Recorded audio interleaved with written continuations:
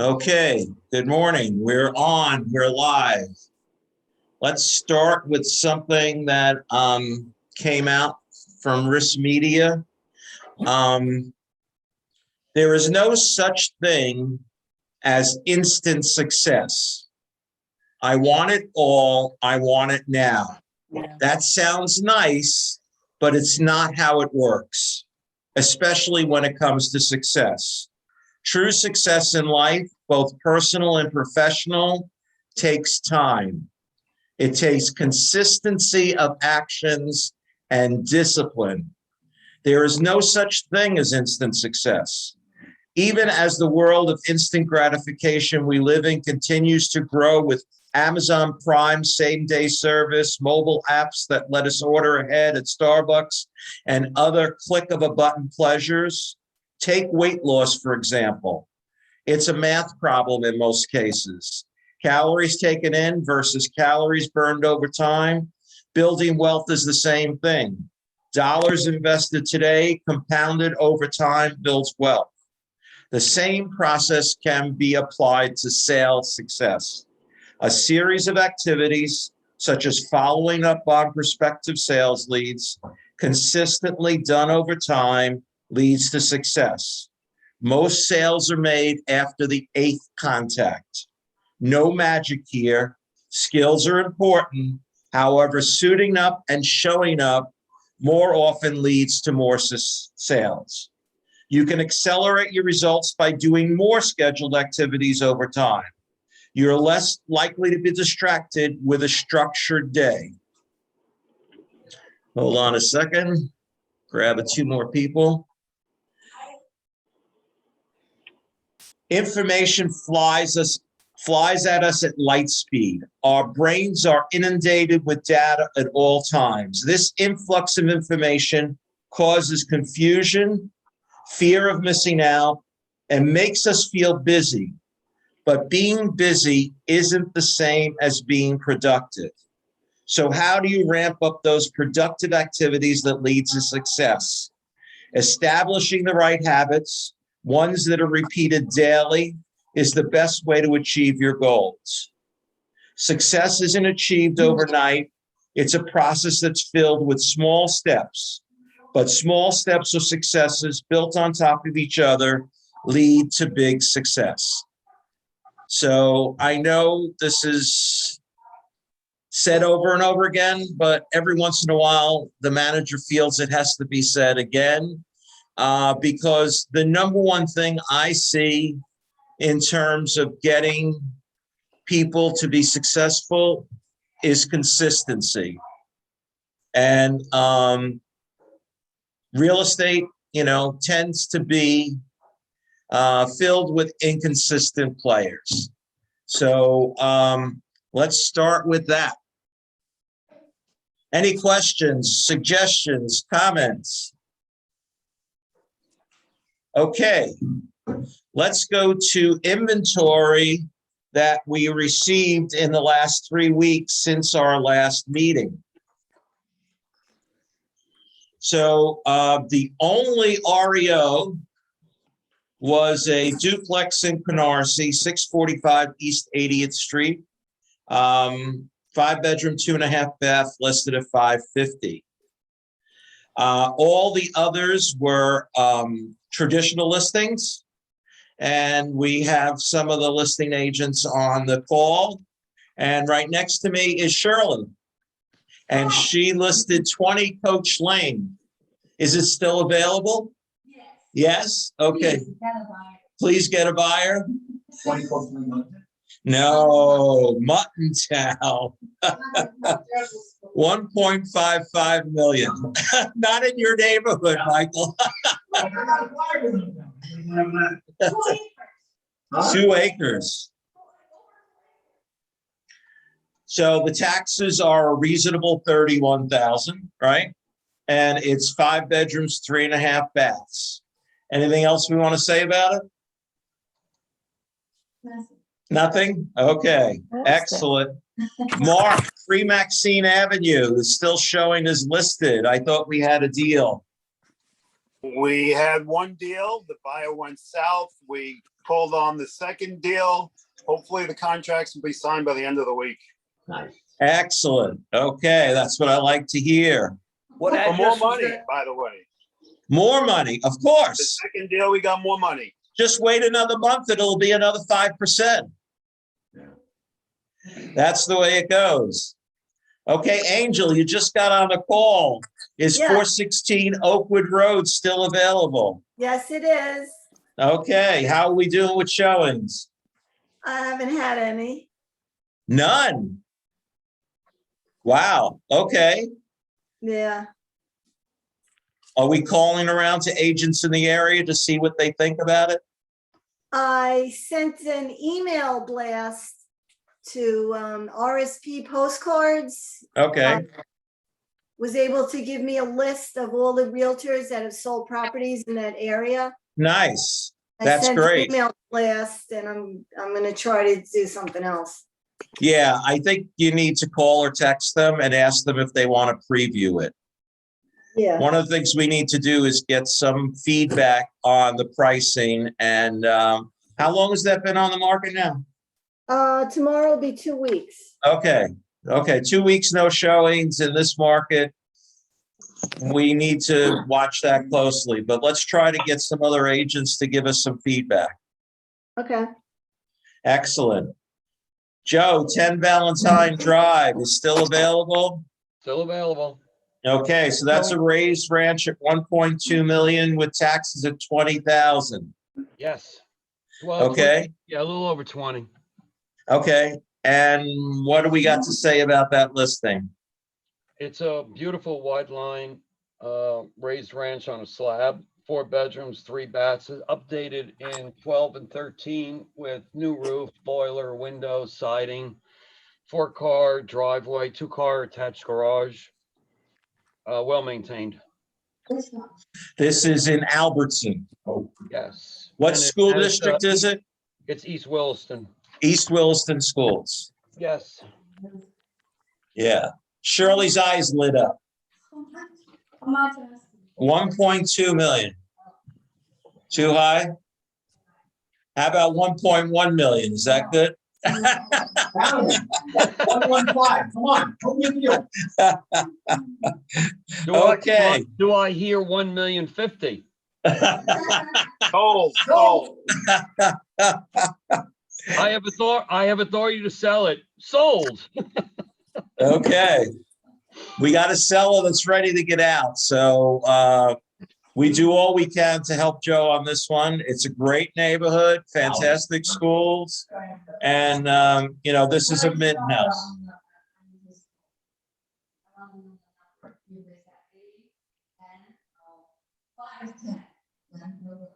East Williston is good. Yeah. Yes, very good. Okay, Scott, can you hear me? He's driving. Okay, 1930 Adams, is it still available? Yeah, can you hear me, John? Yeah, I hear you. Yeah, we had an open house. Only 5 people showed up. One was a neighbor. Okay, No phone calls. The list is since Tuesday, but I think Brendan's coming in with an offer. good. Excellent. Yeah, I mean, one of the things is I'm getting a lot of agents talking to me about their listings and how come it hasn't sold in 3 days. And for anything in the 400 or 500 range, it definitely is working. Uh-oh, I gotta get my charger. Yeah, we're 579. Town stock?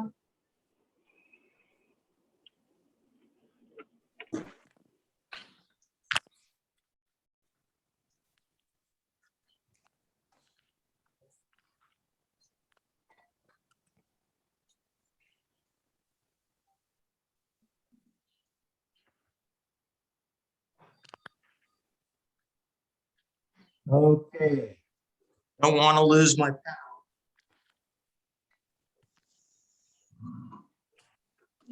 So as I was saying, agents are calling and saying, you know, my listing's been on for a week. We're at that point. Oh, my God. 2 hours, what the hell?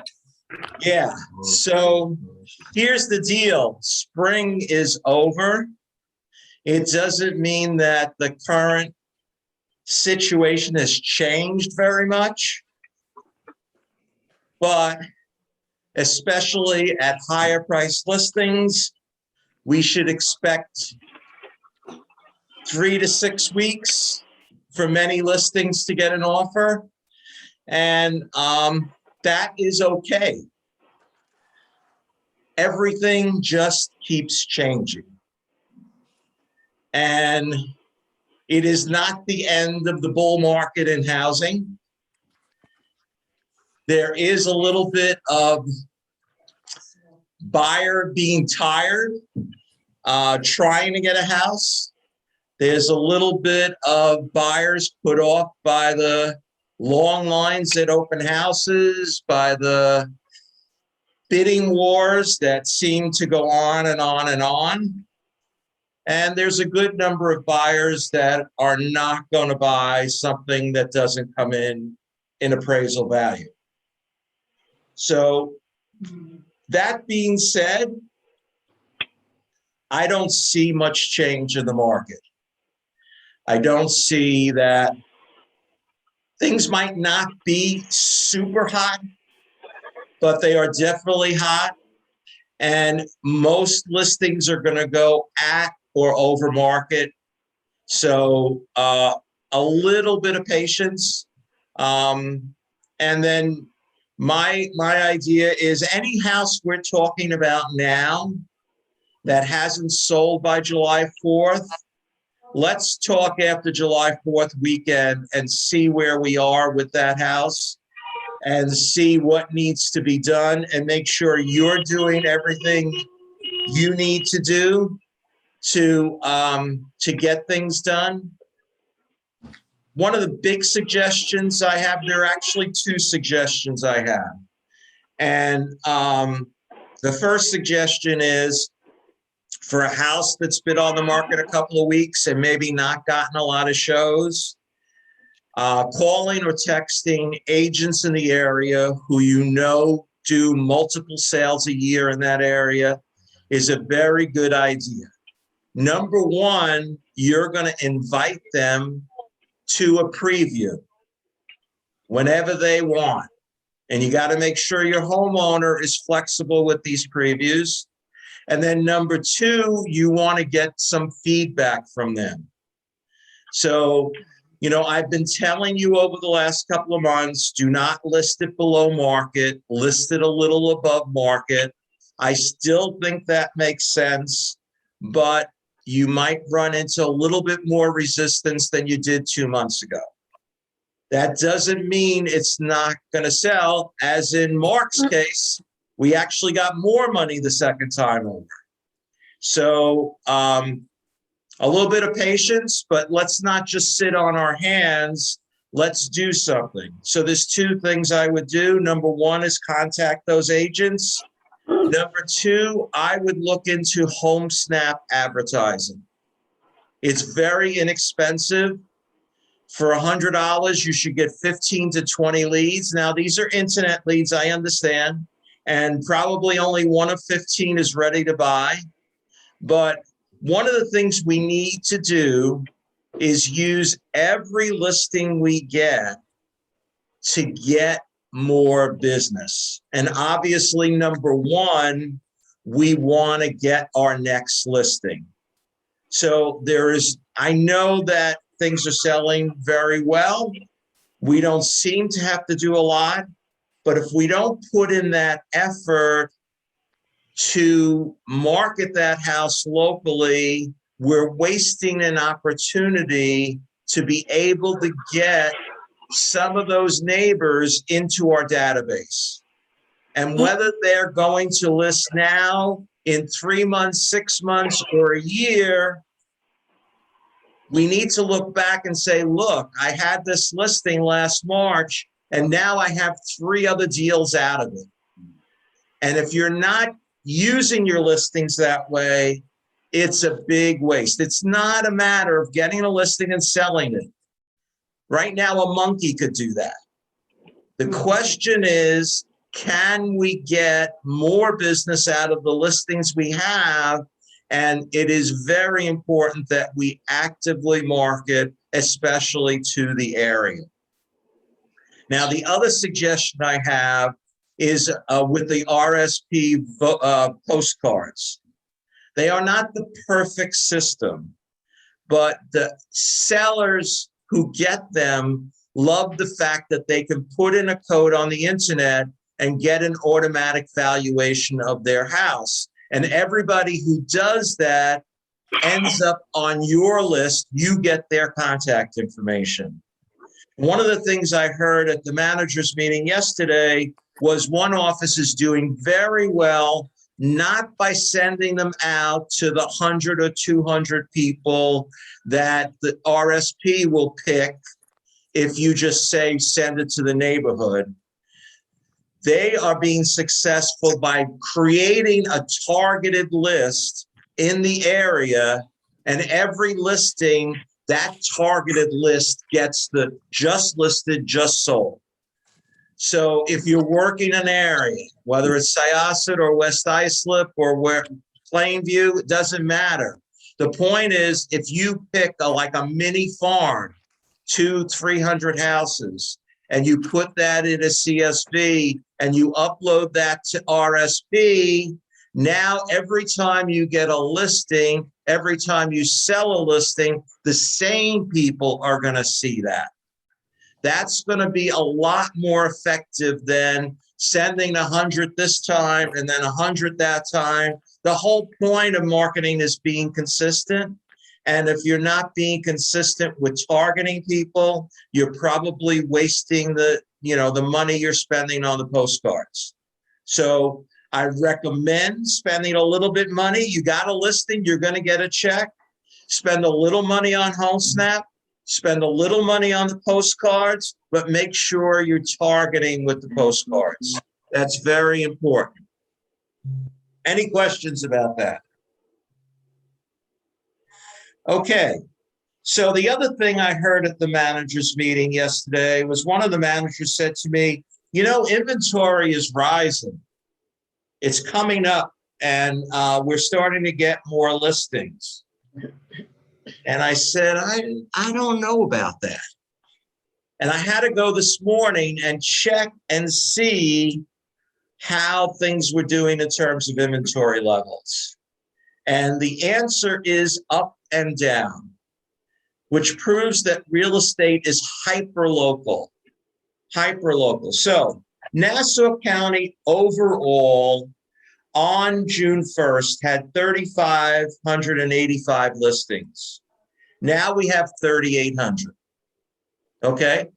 That's really not a lot more listings. And the most important thing to understand is that listings normally peak in June. By July, every normal year, listings start going, the number of listings available keep going down right through December and January, and then start picking up February and March.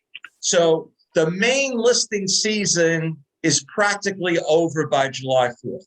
Does that mean we stop going after listings? No, that's not the point. The point is, in terms of the amount of listings available, there is a seasonality that peaks in March and starts rising again in February. And for example, in 2019, I'm not taking 2020 because last year was a crazy year. We were still in lockdown in the middle of June. But 2019, there were 6,249 listings June 1st, and at the end, 6,384. So that's not a big difference, but it was rising a little bit. You notice the number, 6,384. This year, 3,800. Big difference. Now, I didn't do every town that we're in, But one of the things that was interesting is Syosset, for example, has 51 listings available this morning, and on June 1st had 61. And last year, no, 2019 at this time, 165. Yeah. Now, there are some towns where it went up. Hicksville over the month went from 64 to 78.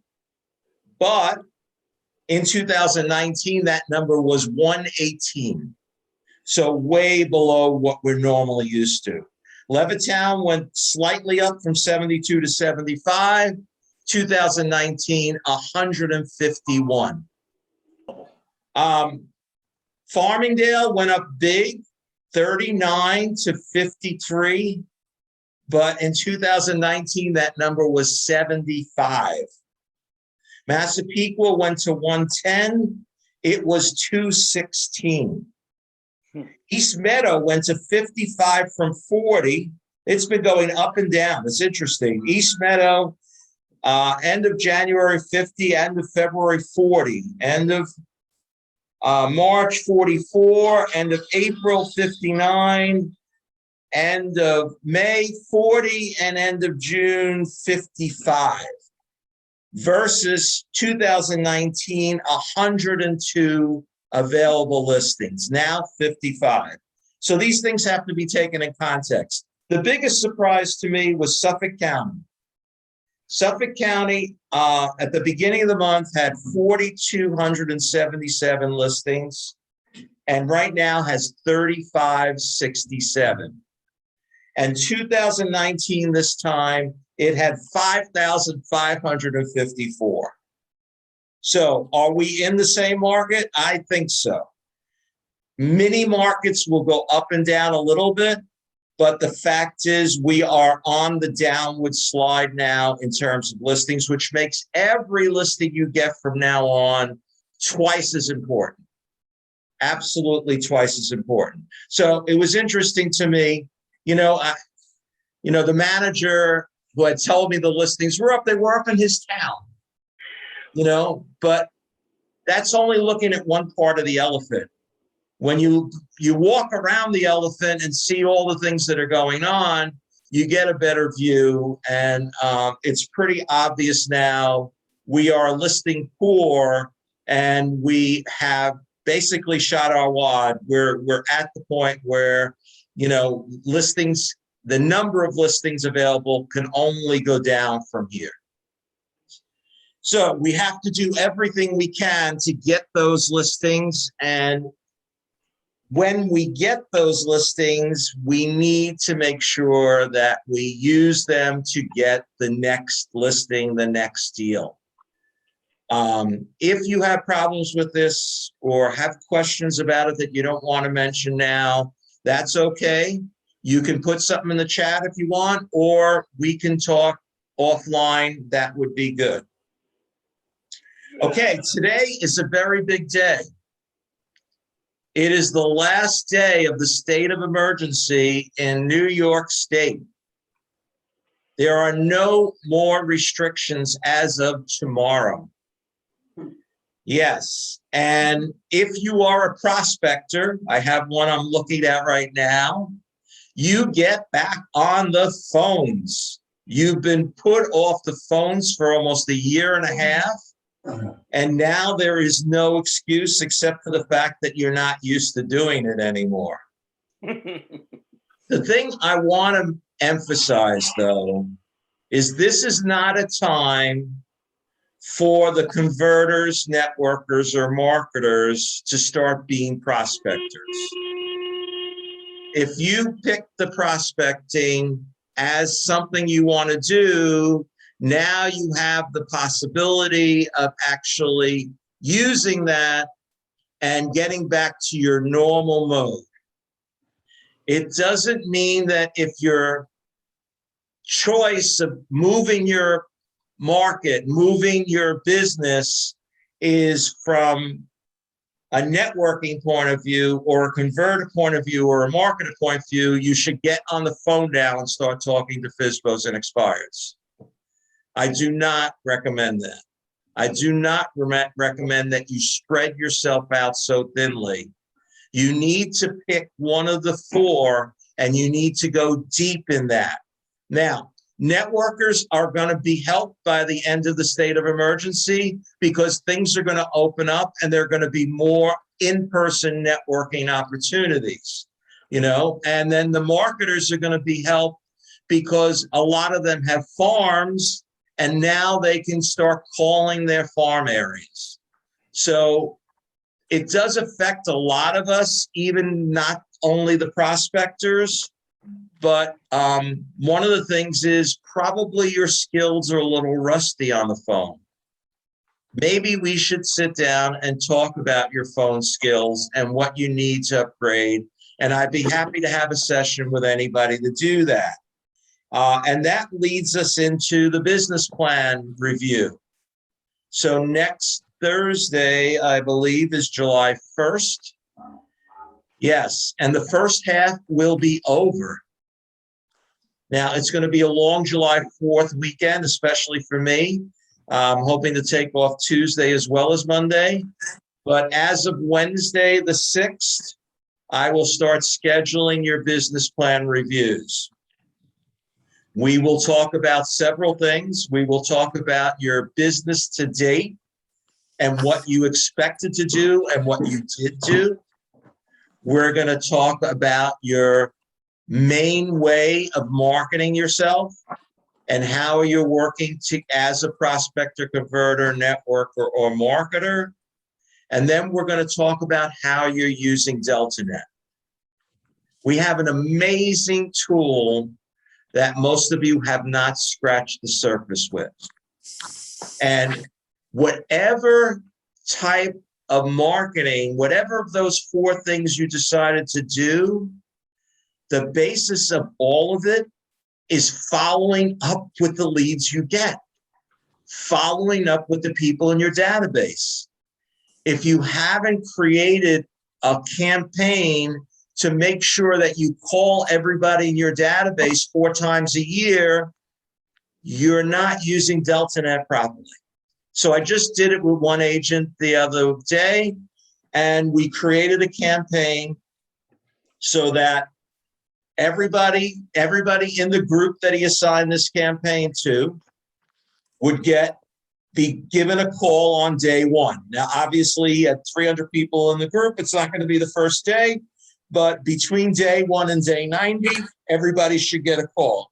The next call was scheduled for day 91, and then the 181 and 272. And the reason that I do the 91, the 181, the 272 is that if you do it that way and don't pick a particular date, when you add a new person to that campaign, and every new person should be added to that campaign, it will start on day 1, the day you added them. If, for example, you picked July 1st, now that person might not get a call again until July, August, September, October 1st, when you should be calling them sooner. So use the interval, don't use the date. If you don't know how to create a campaign for yourself, let me know and we'll go over it. It's pretty simple. And when you create that campaign, you can assign your whole group to it. And what happens is on day 1, you look at your dashboard and you have a list where everybody on your list needs a call. And as you make the calls, you check them off on your task list and they disappear till the next time. And now you know who you need to call. So whatever you're doing to build your business, the number one thing is follow up. And Delta gives you a very easy way. You should be going into DeltaNet and using that dashboard to tell you what you should be doing today. And obviously, the number one thing you need to do is make sure you're keeping in touch with your database. And, to put people on a drip campaign, that's fine. Put them on a market watch, that's fine. but you know that most people do not read emails. So it is very important for you to make that call. Now, you know in your database, and you really should mark it in the notes, this person is a call person. This person is a text person. This person is only an email person. There are a few of those still. But the point is, when I say call somebody, it might be a text, and that's fine. You know, what you need is a response. Whether you call and somebody picks up the phone and you have a small conversation, or you text and somebody replies, either way, the job is done. So let's start using Delta the way it was meant to be used. And again, when we have our reviews starting on July 6th, I'm going to be asking you how you're doing it. Now, the good news is I can log in as you on DeltaNet. I know how many people you have. I know how many campaigns you've set. I can look in the history and see what responses you're getting to what you're doing. So everything is going to be clear to me before we sit down. I want you to be clear about what you're doing before we sit down, and let's make an extra effort to get to the next level with Delta. You know, we're doing pretty good with Dotloop, but I think most of us have only scratched the surface with DeltaNet, and it's an amazing thing if you use it right. Any questions about that? Okay, that's pretty clear, right? Okay, here's the interesting news. So we, as a company, hired a transaction manager.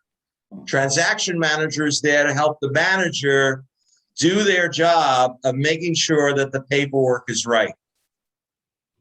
So the transaction manager now will be in Dotloop and will check each listing as it comes out to make sure the paperwork is there, to make sure it's filled out correctly. You're going to keep them busy. The nice thing is that was my responsibility, and I was terrible at it. I really am not good at proofreading things. That's not my strength, you know. And when we got to the closing, I would check everything, but that's way too late. So just a warning that you're going to be checked on. You're going to be checked on when your listing comes out. Hopefully your paperwork is right in Dotloop. And the point is we can correct it earlier rather than later. You're going to be checked when the deal goes under contract, whether it's a listing or a sale. Your paperwork needs to be there.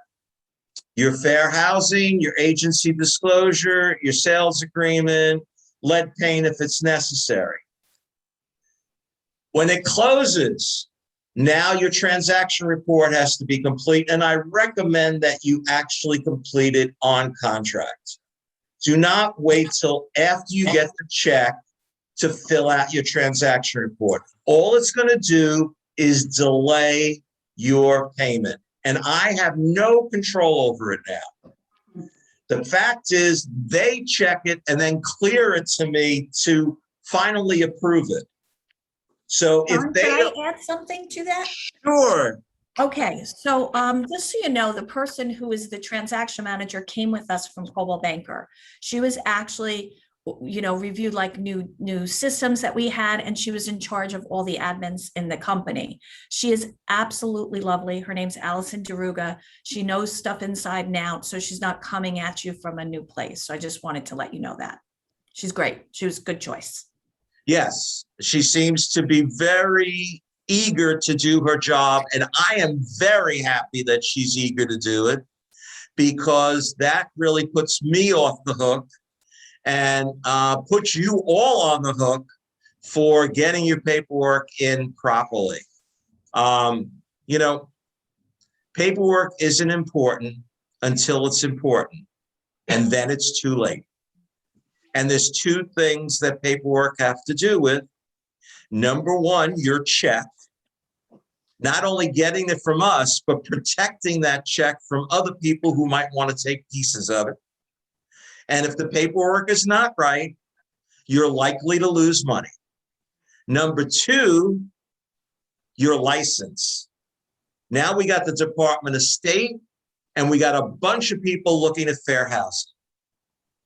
If your fair housing form isn't there, if you don't put out a fair housing notice at your open house, you're putting a target on your head. Don't do it. They are looking for people to make examples of. And if you don't do it, there's really no defense. Somebody in the managers meeting yesterday asked about E&O insurance. It cannot cover a fine for fair housing violation if you're found guilty. That penalty is going to go to you, not us. It's a personal penalty, and it can be up to $25,000. If that doesn't give you pause to make sure that you have your paperwork in order, that you use your fair housing poster, that you watch what you say and stop being so helpful to people and being more professional and only limiting what you say within the scope of what we're supposed to say within fair housing, I can't help you. They're out there. There's going to be money in New York State budget next year for more people to be out there testing. And it is a serious thing. So I am very happy we have a transaction manager. And this is the story. Don't blame me if you get your check late. I can't do anything about it because it will not be approved unless Allison approves it. So there we go. Big day for me. Big smile. Big smile. Okay, some more announcements. Cole's resource is available on Coldwell Banker Desk. If you do not have your login to Coldwell Banker Desk, look in your email. It was sent to you. If you can't find it, there is a Coldwell Banker support number, and you call me and I will give it to you. You should put it in your speed dial. The good news is there's very few things that you're going to have to go into Desk for. We're trying to put all things on the Delta Media dashboard. But right now, Cole's resource is available through the Coldwell Banker Desk because it is part of the package that we got with Coldwell Banker, and we're getting a much reduced rate from them. We're still trying to figure out a way to get a tile on the Delta Media. But in the meantime, you do have to log into CB Desk to get the Cole's resource. Now, what is Cole's resource? It's a phone lookup. The book. It's like the book. It's not only a phone lookup, now there's emails. And you can pick a whole area, like a farm, and download a whole list of contacts. Now, not every email is there. Not every phone number is there. I was surprised when I did my development how few phone numbers were available. But that's just the way it is because most people don't have a landline anymore. So, sometimes it's tough to connect a cell phone to a person. And Cole's is going to only give you a phone that they can verify goes with that address. So it will be very useful for you. It'll be useful for the prospectors who are looking up FSBOs and expireds to call, who want to call around a new listing. You can pull up the block and you can get emails and phone numbers for that block. And obviously, it's available for anybody who's doing a farm. So you should download your farm from Stratus, and then you should go into Coles and fill in as many phone numbers and emails as you can, because that makes those addresses and people much more useful to you. So that's number one. Any questions about Coles? Dig into it. If you have a problem, we can do a little Coles tutorial at the next meeting, but it's pretty self-evident. There are different parts of it, but you want the IQ part. So you just go to the IQ tab, and then there's very many different options. You can John? ask it. Yes. I just wanted to also add, because we've had Kohl's for a while and there is a commercial component. So I don't know how much commercial you do, but just even if you have a house with a dentist office attached to it, you can pull lists of dentists and it's categorized by the IRS codes. And it can be Cool. something that can help you get a listing because we have it. It's not perfect. I would always test it before I promise it, but there is a commercial tab on there too. That's pretty interesting. Excellent. Very good. Thanks, Leslie. Yeah, it's we've never had this before. I played with it a little bit. It seems relatively easy. It's not as comprehensive as you would like, but that's just the nature of the way things are now. When everybody had a landline, Kohl's had everybody's number, but that doesn't happen anymore. So it is a big plus, and it is free, and it is there on CB Desk right now. Okay, so Real Satisfied, if you click on that on your Delta Media dashboard, it does not work. Yes, thank you. I know, I'm sorry, but all these delays are about negotiations for contracts that we didn't have before. And unfortunately, they take longer than we want them to. We have finally made a settlement with Real Satisfied, and we're talking about hooking it up next week. So we will hook it up next week. You will be able to use it like you used it in Century 21. You will be able to get those reviews directly on your DeltaNet website. And we are going to have quality service awards for based on Real Satisfied. So if you want an award for quality service, you're going to need to use Real Satisfied. Coldwell itself doesn't have a similar award, so it's something our company is making up. We have not gotten the details of it yet, but it's coming, and you should start using it as of July 1st. And we'll do the best we can in the first year to figure out who deserves an award for quality service. Very important announcement. July 1st, VHT basic package goes from $80 to $100. We've kept it as low as we can. They still charge everybody else $129. I don't know if that's going up for other people, but the fact is it's still a pretty good deal for 20 Photoshop photos. And if you get your photos done before July 1st, it will still be $80. So if you have a listing coming in the beginning of July and you know it's coming, maybe this is a way to get your sellers to sign the paperwork early, and we can get the photographer in before July 1st so that you can be charged $80 instead of $100. And then after that, it will be $100. We just reiterated yesterday at the managers meeting that a recruiting bonus is still $2,500, $500 for every of the first 5 deals in the first 15 months. So we are still looking for you to help us find good people that you've been working with that are in other companies. And all you need to do is get them an interview with me. And our office policy is still $100 for any existing agent that comes and takes an interview, even if they don't get hired. If they do get hired, you're up for $2,500, $500 cash on their first 5 closings. So I hope that helps you think about that. Okay. So there's 2 questions that I've received many times over in the last month, and I do want to go over them. And this is sort of a preview of next Wednesday's MLS rules class. So if you haven't taken the rules class, it is next Wednesday at 10 o'clock. It will be on Zoom, and it will be 2 CE credits if you log in and you stay with it.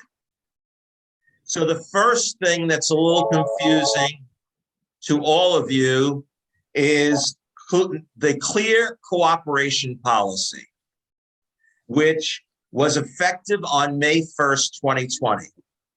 Sort of in the middle of the pandemic and really didn't make much difference, but now it is very important. So here's what the policy says. Within 1 business day of marketing a property to the public, the listing broker must submit the listing to MLS for cooperation with other MLS participants. Public marketing includes, but is not limited to, flyers displayed in windows, yard signs, digital marketing on public-facing websites, brokerage website displays, multi-brokerage listing sharing networks, and applications to the general public. So there are no such thing as exclusive listings. Your listing has to be available to everybody. The rule is it has to be shown within 3 days of when it's going to be listed. And anytime it cannot be shown for more than 3 days, it needs to be put temporarily off the market. There are no ifs, ands, and buts. This is the way it needs to be. And to be sure, they are watching and other agents are watching. So there's Done. a lot, yes? Question when you're done. Okay, just give me 1 second. There's a lot of frustrated agents out there that are taking their frustration out on people who have done nothing wrong. And the fact is, this is something they can pick on very easily.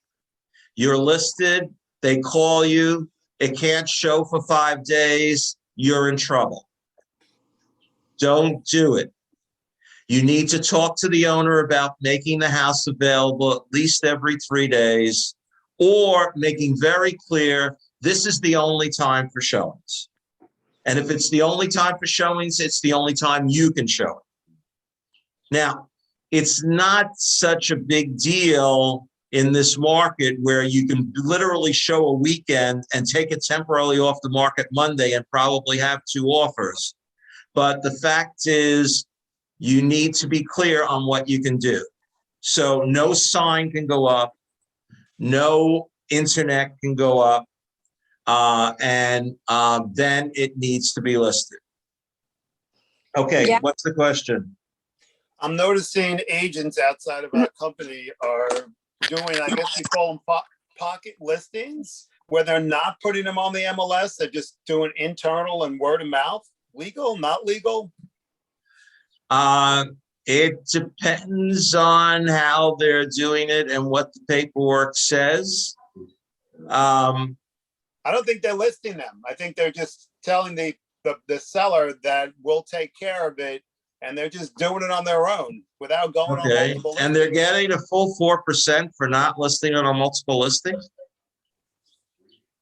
I don't know what they're getting. Yeah, I mean, one of the things is you can sell any house without listing it. You know, With a buy a broker agreement. for example, if you go to a potential seller and they say, you know, I really don't want a lot of people running through my house, but if you bring me a buyer, I will sell it. That's completely legal if you bring a buyer and sell it. Good luck with getting 4% on that. You know, you're lucky to get your 2%. But You need a buy a broker agreement. What? You have to be a buyer broker for that, correct? Correct. You do need to bring the buyer that you have a contract that ensures that you're going to get paid, even though there isn't a listing. And it's a great thing to do in this market. If you can sell an off-market property, you just did a big favor to your buyer. Absolutely, positively. So I encourage off-market, but if you have somebody whose intention is to truly list it, it is an ethical violation not to put it on MLS. I just went through my ethics course, and that was very clear.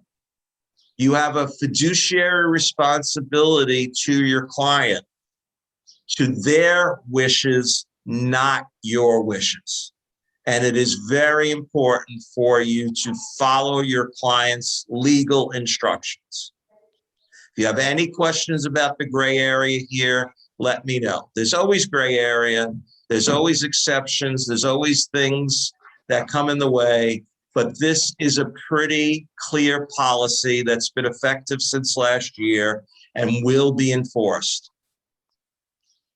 Any other questions about clear cooperation policy? Okay, here's one that's even more complicated. Coming soon. A lot of people ask about coming soon. I really think coming soon missed its day. It should have been out in 2014 when only 1/3 of houses on the market actually sold, and you needed some head of steam to get into selling a house. I don't see the advantage of doing it today. It just causes a lot of confusion because agents don't read it carefully. They think it's available. It's kind of a mess, but here's the rules. The purpose of coming soon is to allow a short period of time in order to prepare a property for showings. After the time, the listing will become fully active and available for showings. During the coming soon period, the seller and listing broker may not promote, market, or advertise the property in any manner other than stated in this rule. All other MLS rules shall apply to coming soon listings as appropriate, and violations of these coming soon rules shall be subject to rules enforcement. The property owner must give specific written instructions in the listing agreement or in a separate rider that the participant shall enter into the MLS database using the temporary coming soon status. Such instructions must be signed and shall indicate the on-market date of the property. Now, you know, on the listing paperwork, the contract that you sign with the seller, there are two dates, the listing date and the on-market date. Both of them are different from the signing date. I can sign today for a listing that will go on the market on July 6th and be listed July 6th and go on the market July 8th. Positively good. If you do that, though, when it comes out on July 6th, it will say coming soon. It will not say available. So do not do that unless you want to use the coming soon. Okay? So those are the three dates. Coming soon listings will be displayed only on the MLS system and will be included in the MLS data feeds for display on IDX websites. MLS will not syndicate coming soon listings to advertising websites such as Realtor, RPR, Zillow Group, Homes.com, ListHub sites. Except as provided in this rule, coming soon listings may not appear on any other websites, on the internet in any other way, except social media postings are permitted. Coming soon listings are therefore allowed to be displayed to the general public only on the following type of websites. On the listing participant's own website, on other participants' websites via IDX, on social media postings, or any website of the MLS. When appearing on any website or in social media posting, the listing must be accompanied by the notice stating it is coming as soon along with the market date. Coming soon listings shall not be advertised or displayed in any other manner than internet exposure set forth in this rule.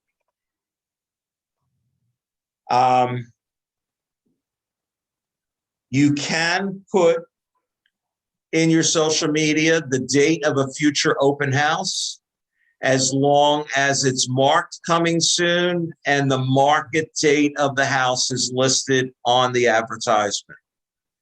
So what's the point of coming soon?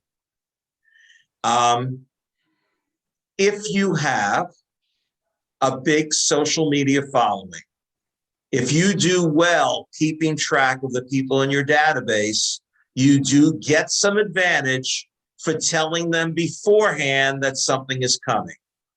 I don't think 2 weeks notice is necessary, but that's the limit of what you can do.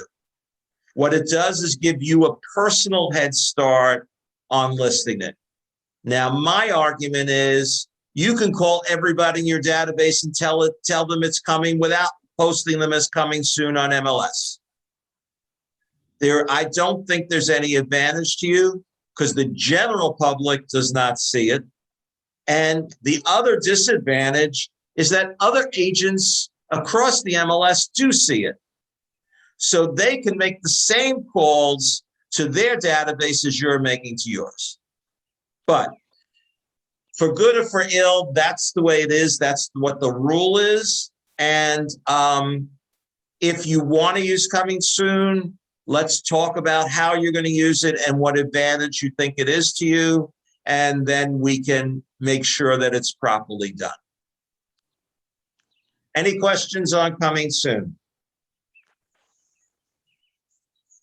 Okay, excellent. So we are on a regular schedule now. You can mark your calendar. Every 2 weeks, there will be a sales meeting, at least until Thanksgiving. I didn't look that far and see which Thursday Thanksgiving is, if it hits our 2 week thing or not. But from now until then, put it on your calendar, and we will be consistent with the every 2 weeks. As I said, anybody is invited to join us in the conference room if they prefer, but I will never stop doing this on Zoom. I will never stop recording it.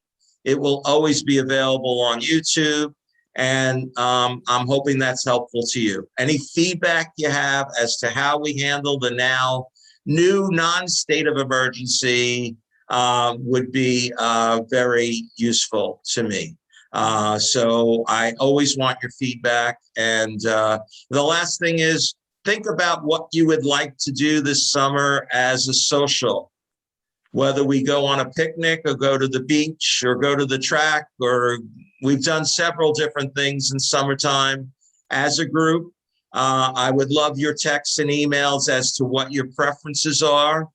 I prefer to do it during the week on a weekday afternoon rather than a weekend. I would rather give you no excuse not to be working, but I am open to all possibilities. So think about that and do give me some feedback on that, because we'd like to plan that coming after July 4th.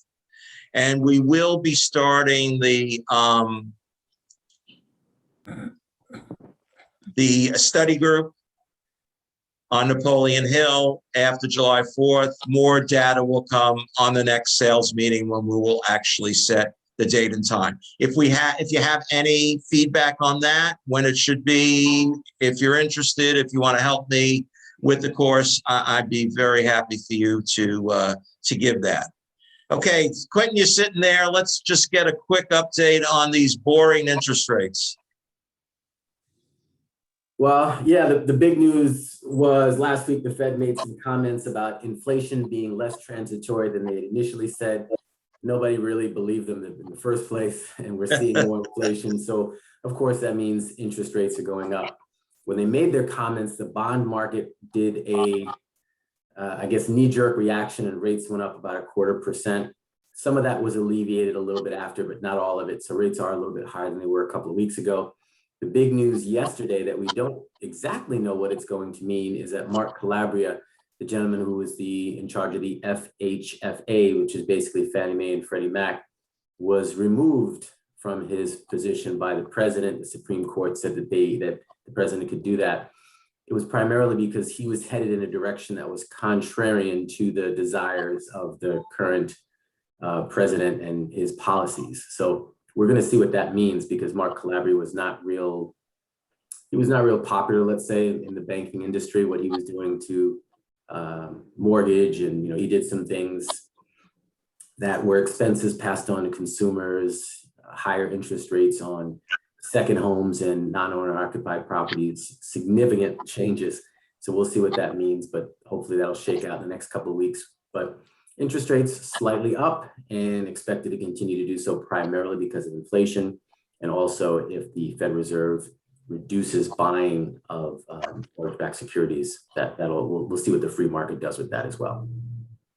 Excellent. Thanks very much for the update. I want to thank you all for showing up, and I will see you soon for your half-year business plan review. Have a great week.